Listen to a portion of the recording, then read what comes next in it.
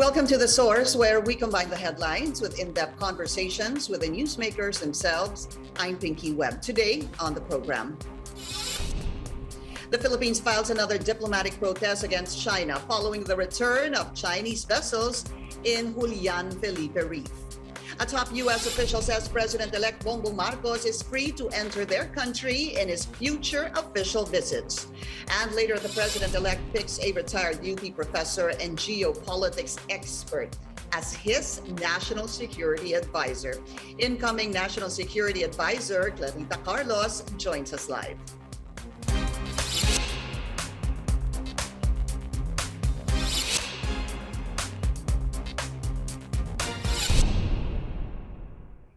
The country has filed another diplomatic protest against China, this time over the return of more than 100 Chinese vessels to the Julian Felipe Reef in the West Philippine Sea. The Julian Felipe Reef is within the Philippines' exclusive economic zone.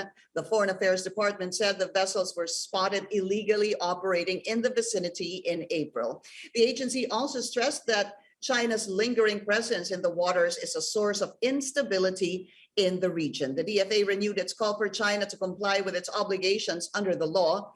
It urged the nation to immediately withdraw its vessels from Philippine territory. The Chinese embassy has yet to comment on the new diplomatic protest filed by the DFA, but Beijing repeatedly insists that these issues can be resolved only through diplomatic channels and bilateral talks. Meantime, Chinese Ambassador Wang Jilian says they're looking forward to working with the incoming Marcos administration as both countries affirm commitment to improving bilateral relations in the 47th year of Philippine-China diplomatic relations.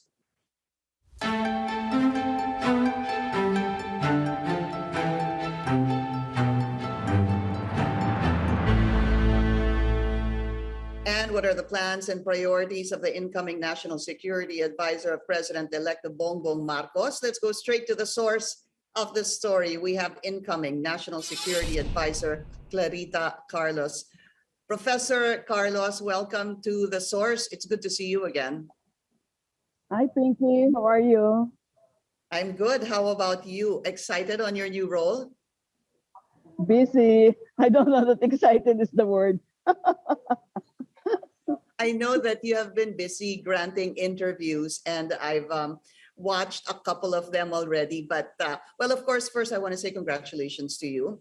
And the second is, I know that you had about a 1-hour meeting or so with President-elect Bongbong Marcos. Can you just give us highlights of that meeting? In an interview, you were saying that madami kayong pinag-usapan, pero dun sa dulo niya sinabi na, by the way, can you be my national security advisor? Yeah, that's exactly what happened, Pinky. Kasi we were just talking about so many things. Because remember, Pinky, this is the first time for me to speak with him outside of the debate framework, diba? I didn't have any links with him before then. So, you know, we had a whole lot of discussion on education, on local politics, on international politics, you know, on Ukraine, etc. Marami eh. And so we didn't even know, lampas na pala isang oras yun at nagbibigay-bigay na ng signal yung appointment secretary niya na kanina pa naghihintay yung susunod. And it is only, correct ka, it was only at the end, binubulungbong ko na yung bag ko to get ready to leave. Yung sinabi niya, by the way, Professor Carlos, are you willing to be my national security advisor? So sabi ko, yes, I will. Ganun lang. Tapos nagkodaka na kami. Tapos nun. But you were told prior to meeting him that he was obviously going to offer you a post, because you do know, Dr. Carlos, that there was talk either pwedeng DFA or pwedeng National Security Advisor. Oh, I knew that long before. Kasi immediately after an election, ano ba to? Parang May 9, di ba yun? The following week, tumawag na agad si Attorney Vic Rodriguez. And then I was offered a position which I declined because that is for an agency, Pinky, na gusto ko ipa-abolish. So wag na natin banggitin kung ano yon. Pero sinabi ko sa kanya, na if at all I will be considered for any position, it has to be in the area of my expertise and research. Yun nga, defense and security and foreign policy. So I left it at that. But I wonder what agency that is that you wanted abolished. Uh, I'll just tell you in private. Wag ngayon. Ang dami ko nang kaaway, Pinky. Dagdagan pa natin. Yeah, okay. So yun yung inoffer sa inyo that you said I'm not interested. In fact, I want that agency abolished. And then did Attorney Vic go to Dr. Carlos? What about the DFA or the National Security? Hindi lang. Ang sabi lang niya, I am going to get back to you and I will discuss with the president what you told me. Exactly yung sinabi ko sa iyo, Pinky, na ang area of expertise ko, defense and security and foreign policy. Right. Yeah, so nung nag-usap po kayo ng mahigit kumulang 1 oras, were there decisions, directions that were agreed upon? And I also want to find out, on the flip side, were there areas that you had striking differences? Oh, no, absolutely none. That's the best part, Pinky, because for a start, while we were discussing these things, for most parts, except lang siguro for the potency of the areas we discussed, we agreed fundamentally on this many, many security issues, which is a good start, I think. Okay. And because that was so, was there a clear-cut direction on where to take this administration, or the country rather, in terms of national security? Was that touched upon in your lengthy and various topics that you both discussed? Well, not in a very involved way, but in broad strokes, yes. Continuing critical and constructive engagement with China and all other actors for that matter. So it's not China, it will be US, remembering that we still have the Mutual Defense Treaty in force, no? With Russia, with Japan, which is the anchor country in our regional defense architecture. We talked about the Quad and the like. Broad strokes ang lahat, Pinky. So wala pa yung mga nitty-gritty, Oh. Understandable. I mean, that was the first time you met him after the debates, which you didn't really have a personal, one-on-one with him. So I know that you've said over and over again, critical and constructive engagement with China is the way to go.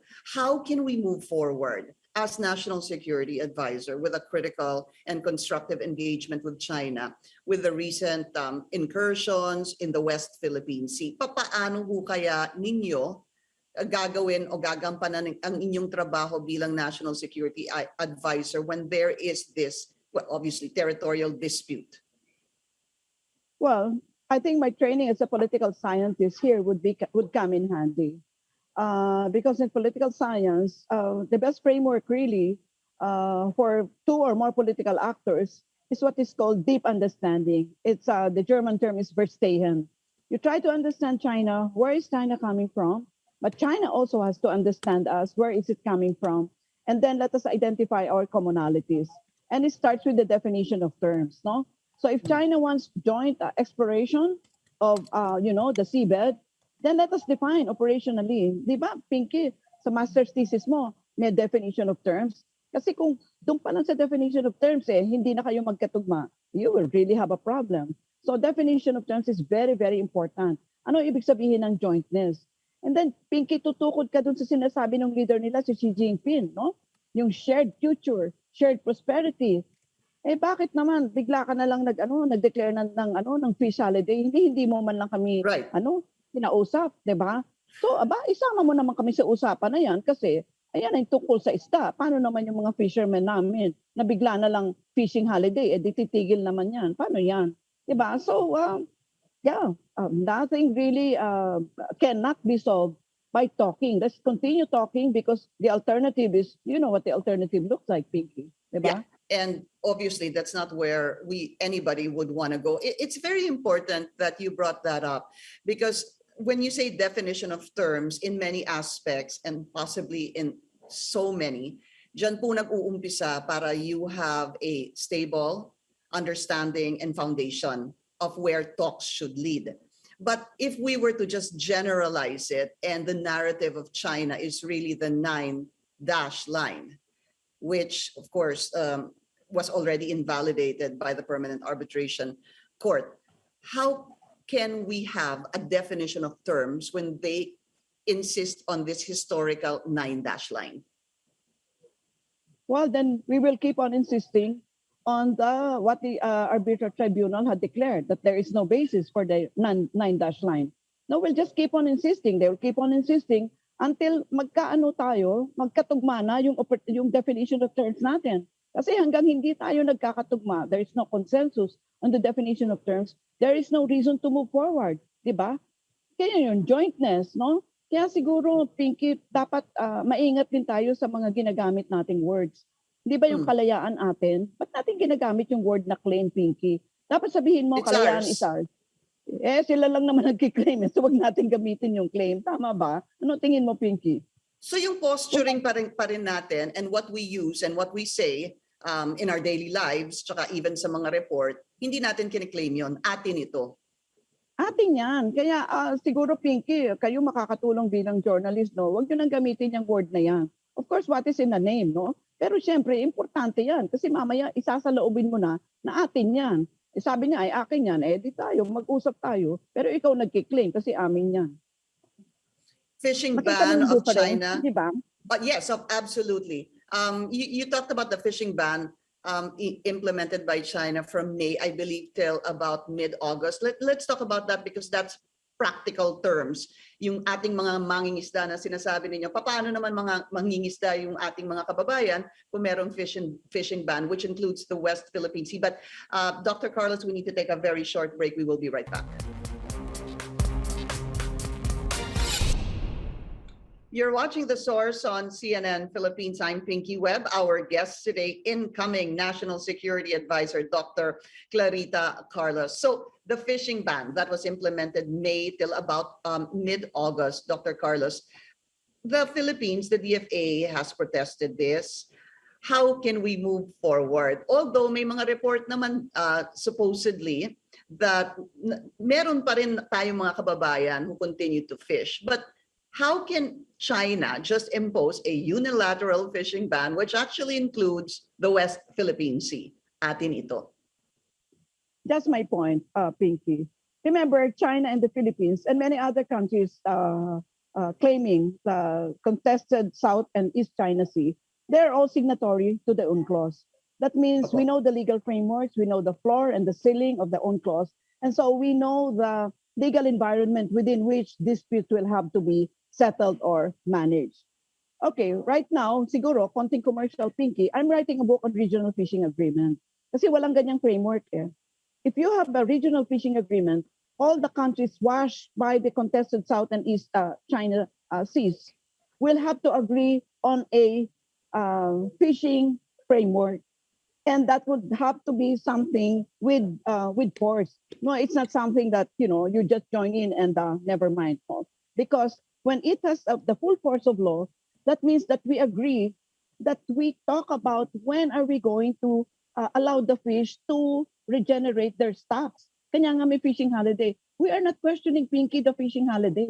Kasi part talaga yan ng ating pagpapalawig ng stocks para naman lumaki-laki yung mga isda, di ba? But isama mo kami sa decision making. Either we do it habang wala pa yung regional fishing agreement, gawin natin in bilaterals, or gawin natin sa multilaterals. But Dr. Carlos, would the approach be more of an appeal to China or a demand? Isama nyo kami dyan. Let's not use the word demand, no? Kasi medyo brusco yun, Siguro, let's just continue to talk and let us tell China that it is in their interest, total superpower na siya, to really include us, the Philippines, who is a key actor in the Asia Pacific, and to include us in decision making. Kasi later on, we have other relationship with China, di ba? Yung kanyang Belt and Road Initiative, China is a huge market for us. We have many other areas of cooperation. So in the first instance, again, I go back to definition of terms.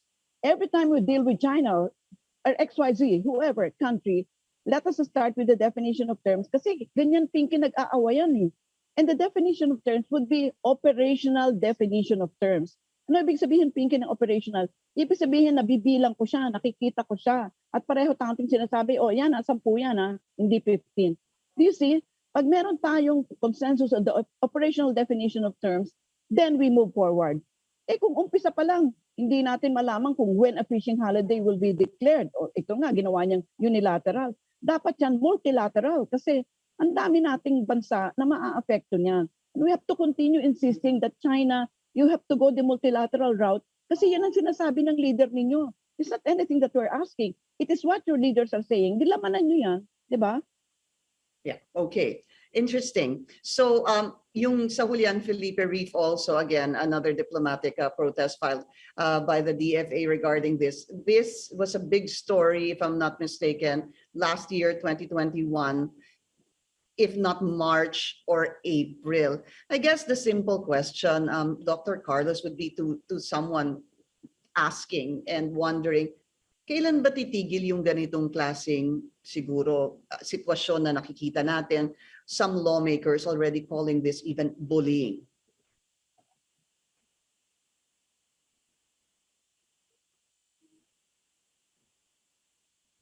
Hello, I think I lost you. Okay, Professor Carlos, can you hear me? Yeah, I can hear you now. Kanina I Ayan, lost you okay. at the tail end of your sentence. Yung nangyayari po sa Julian Felipe Reef, hindi ho ba? How can something like this be prevented? It's almost as if, for lack of a better term, a confrontation of some sorts. As I mentioned, the premise last year, April or March of 2021, nagkaroon po ng situation dyan sa Julian Felipe Reef. Even some lawmakers have called such incidents as bullying. Ano po? Paano ho maiiwasan siguro yung mga ganyang insidente in terms of, again, definition of terms as you were espousing and a deep understanding from which both countries are coming from? Yeah, actually, the quick and dirty answer there is with great difficulty. But the alternative, is not acceptable to all of us, to all parties concerned, for that matter. China doesn't go to war. We don't want to go to war. US doesn't go to war. So we'll keep on talking and thrash out these things until we have a consensus on things that we agree upon and do this incrementally. I know this is protracted, but that is the way it is. We will just have to keep on pounding that this is the way to go. And that, in fact, if they're talking about a shared future, a shared prosperity, we will have to be part of that future, which means that our voices will have to be heard. We'll just keep on pounding on that. And after all, there are we have recourse to legal mechanisms under the UNCLOS because all of us are signatory. Ang US lang naman ang hindi signatory dyan di ba? And wag na siya magsawsaw dyan kasi tayo nakikipag-usap sa China and all other countries in this continuing rival claim. Yes, it seems like it is really consuming our resources, our energy and like that, but that is the way it is, no? You have a huge conflict there in terms of very sensitive issues about territoriality and sovereignty. And that is the reason why, Pinky, I want a shift from the high politics area to a low politics area. Let us talk first of things that we agree upon, build trust, confidence, cordiality, friendship. And when it spills over or it ramifies into the high politics area, then we have already built, some foundation of goodwill with whoever party. It need not necessarily be China. It can be Japan, Right. South Korea, or whoever. Diba? Hindi ba magandang framework yon? You move from low politics to high politics. But it all also begins, no, Dr. Carlos, with trust and having deliverables or sabihin na nga natin definition of terms that are measured, as you mentioned a while ago. Kailangan kapag nag-agree tayo, kahit na sinong bansa ito, meron tayong definition of terms that are, sabi mo nga, operational. And then that it starts with that and trust, hindi ho ba?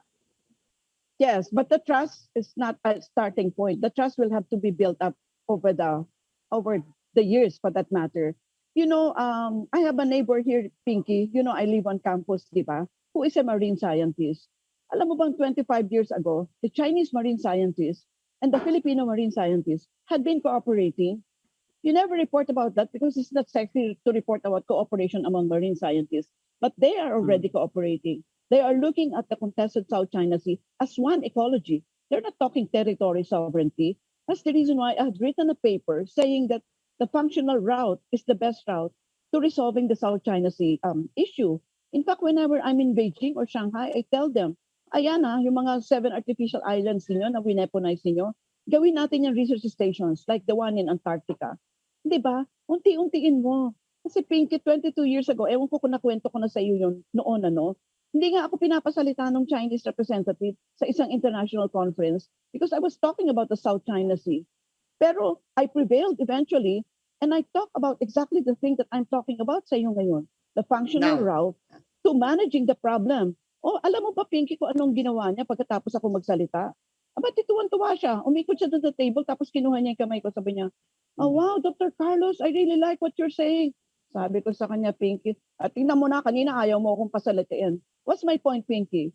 We just keep on pounding and pounding until malaman nila na ikaw, superpower ka, please abide by international law.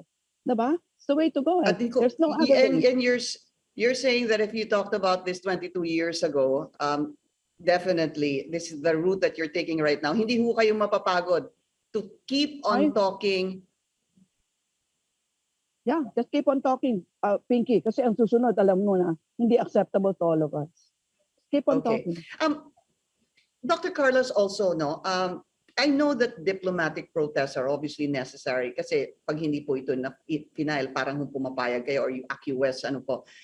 But what really is the value and do you think these are still effective? For example, with China, so many diplomatic protests filed by the DFA on various issues with China. Is this still the way to go? May probative value ho ba ito para sa inyo? Well, exactly. Ganyan nga, tama ka, Pinky. Pag hindi ka kumibo, that means acquiescence. Di kumibo ka, dahil ang pagkibo mo naman ay magsusulat ka lang ng diplomatic protest. At least yan ay nasa istorya that documented ng Pilipinas nag-file ng 10,000 diplomatic protests. Para pag nagkaroon ng paglilitis, hindi niya sasabihin, o bakit, Pinky, hindi ka naman nagsasalita noon? O ba't ngayon nagsasalita ka? Do you see? Ang diplomatic protest is another way of saying, ayoko yung ginagawa.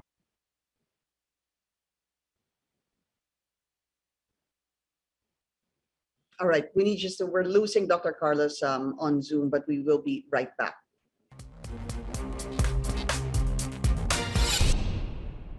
And we're back with incoming National Security Advisor, Dr. Clarita Carlos. Dr. Carlos, I lost you yung sinabi mo nga na file tayo ng file, pero at least we put it on paper, nakadokumento na hindi tayo sang-ayon sa nangyayari. I lost you after that.